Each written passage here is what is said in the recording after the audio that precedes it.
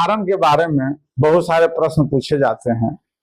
लगान निर्धारण का प्रावधान बिहार टेनेंसी एक्ट 1885 में कर दिया गया, जिसको हम प्यार से बीटी एक्ट कहते हैं। बीटी एक्ट का सेक्शन 24 आप देखेंगे, 24 देखेंगे तो उसमें स्पष्ट प्रावधान कर दिया गया है कि जो भी ऑक्यूपेंसी टेनेंट हैं, जो ऐसा किसान जिस पर खेती बाड़ी कर रहे हैं, तो यह मैंडेटरी प्रोविजन कर दिया गया है कि जिस जमीन पर आप खेती बाड़ी कर रहे हैं, कृषि कार्य कर रहे हैं, चाहे वह बेलगान ही जमीन हो, उसका आप लगान निर्धारण करना अनिवार्य है, यह धारा 24 के तहत। और बीटी एक्ट की धारा 112 को देखेंगे तो उसमें प्रक्रिया दिया गया है।